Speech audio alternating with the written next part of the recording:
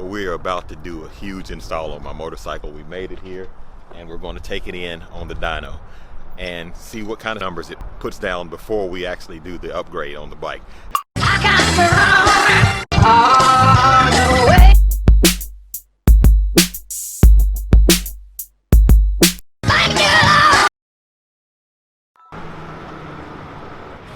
Alright, so it's early in the morning. I've been up since 3 a.m. because I have a 515-mile drive ahead of me. You remember the video when I said that, hold on, the pump just stopped. Alright, so do you remember the video where I said that my bike is on a trailer, then something's wrong? There it is, sitting on the trailer. There's nothing wrong, there's actually something good happening. I'm excited because today is the day that I'm getting my work done on the motorcycle. All right, let's get this thing started. We're going to Elk Ridge, Maryland. The weather is going to be nice. It's going to be like 61 degrees. But tomorrow in Knoxville, it's going to be snowing. Tuesday, the weather was ice and snow Tuesday in Elk Ridge. But just last night it changed. There's no more ice and snow. Here comes my brother-in-law. Let me turn around here. You might have seen him on the channel before. So as I was saying, we are on our way to Elk Ridge, Maryland. We'll be going to Zippers Performance, and we're going to be doing a huge performance upgrade on the motorcycle. That's really good. I went to bed about 12 and woke up at 3 a.m. He's driving right now, so I'm gonna lay back and take a nap, and then we'll probably change out drivers in a little bit. I've been asleep about 2 hours now. 3 hours away, Leonard? Yeah, about 3.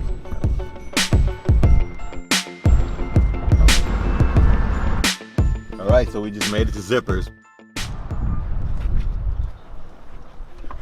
Hey! Hey Dan, how you doing? How you doing, Tall? Good, how are you? Oh, great to see you. Thanks for making the trip.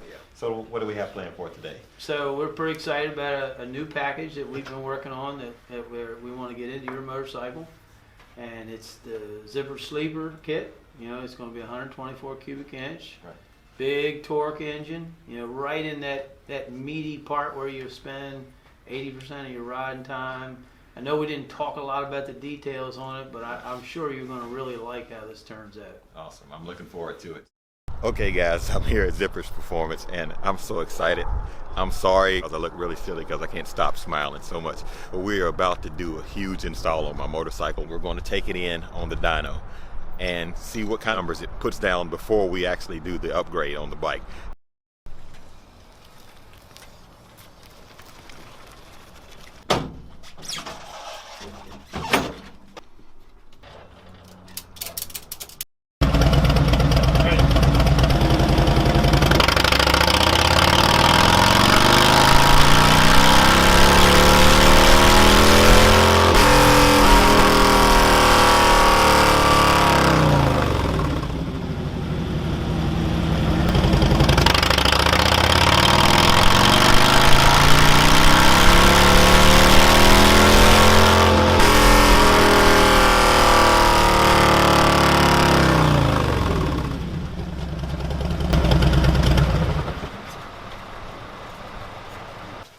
So your motorcycle, as it came in here, made 104 foot-pounds of torque and 76 horsepower.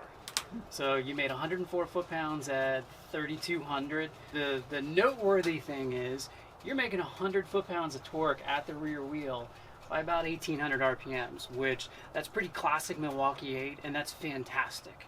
That's so much better than all the earlier motorcycles. I'm sure this bike rode very nice because it's just a really super flat torque curve. You know, there's nothing wrong with this power curve at all, but we're gonna make it a lot bigger and a lot better. Wow, awesome. Sounded really good when he was doing the pulls on it, but I can't wait to see what it sounds like when I get all the Zippers Performance stuff on it. So, okay, and it came on when? You hit 100 foot-pounds by about 1,800 RPMs. 1,800. Which that's very nice. So you have pretty much linear torque all the way up to about 3,800. 3,800. So, and then you can see a stock bike, it's not gonna make a big number at the top, but as far as riding goes, that's a great curve. I'd be very happy with a bike that made that. And peak horsepower? You were making 76 horsepower at about 4,600, I would say. Okay. 47. We're going to do a lot better than that. All right. Well, I look forward to it. Thank you, Adam. Absolutely.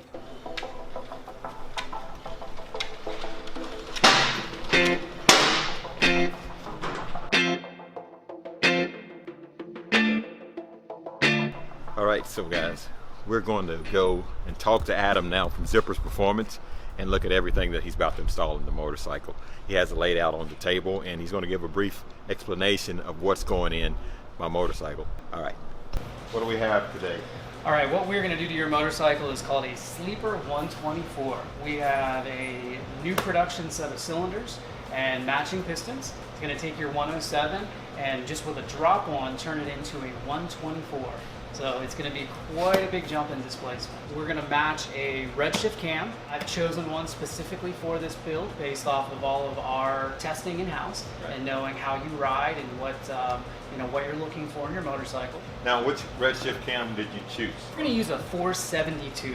472. And the reason why we didn't choose a 468, it's a fantastic cam. This is such a big engine, and we're going to tighten, squish up. We're going to build this proper. So a 468 actually creates too much torque down low when you get to this size engine. What we found is it runs, it works great, but it's almost just so much torque. You just shred the tire everywhere you go. So this gives you a much nicer all-around ride, but it's still going to produce big torque and big horsepower and just be a rocket ship in comparison to where you're at. Yes, I have to say this, and he is being really modest, but he is the designer for the redshift 468 cam. When the man who makes the cam tells me that I need this one for the kit, I'm going to believe it. And the 468 is my favorite cam of pretty much of all time, but it has its uses. So we're actually going to step a little bit beyond that use today. So we're going to go to the next size up cam. We're going to leave your cylinder head stock because a Milwaukee-Eight cylinder head, it flows an incredible number. And for this level of kit, it's just not necessary to do anything to the cylinder heads. We're going to qualify them when we take them off, but we're not going to CNC port them or do anything like that. But with big torque, you have to be able to tune it. So we're going to put a Thunder Max on your motorcycle. This is going to handle all of the tuning.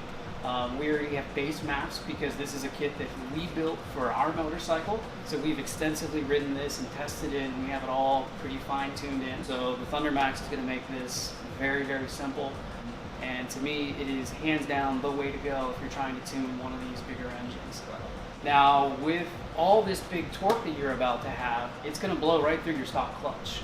So what we have, Bandit has provided us a Bandit Sportsman Clutch. I've always said this is literally the Cadillac of all clutches. If you're having clutch issues, buy a Bandit. It is hands down the way to go. There's band-aids you can do to try to make it hold when you're creating this kind of torque, but I have to say with the M8, the capacity of torque is so much bigger than the twin cam that this used to be a product that you would only go to if you did something bigger or more radical than a twin cam, and now this is a necessity with a sleeper kit. Wow. It will literally just blow right through your stock clutch. If you put they sell bigger clutch springs to help hold it, it'll blow right through that too. And it's because we're just going to be making so much torque down low. So new clutch, as this displacement goes up, the air requirement goes way up. We chose this because it works really well with a motorcycle that has lowers. I'm so excited, I don't even know what to say. Go ahead, I didn't mean to interrupt you. So what else do we have?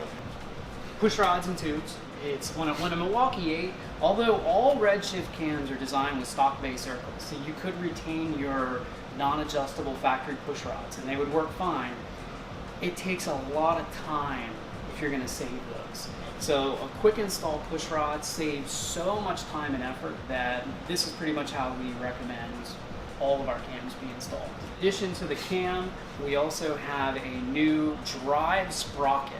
And what this does, this goes from your crankshaft to the main sprocket that turns the cam. The factory ones are a little loose on the end of the crankshaft. And what we have found is over time that can cause some noise issues. It can actually vary your timing a little bit, and we don't like anything loose like that. Andrews has produced a gear that actually kind of presses on, so there's no shake, there's no movement, and it just tightens up. It helps keep your cam timing accurate to what was designed and manufactured. So of course we're going to have some new gaskets from Cometic here for everything on the top end that we're going to mess with. And then the other most important thing that's not on this table is the Dnd Exhaust System. Once they open up the Dnd Exhaust, I'll show you everything inside. We won't open those right now. I'm so excited about this build. I'm gonna step out the way, let them get it installed on the bike. All right, thanks, Adam. Thank you. See how it's white there? That's oil there. That's not carbon. And I'm kind of pointing at some of these oil deposits that are burnt into just below the valve seat area. The era of this particular motorcycle is 1985, is when we first made it to the racetrack.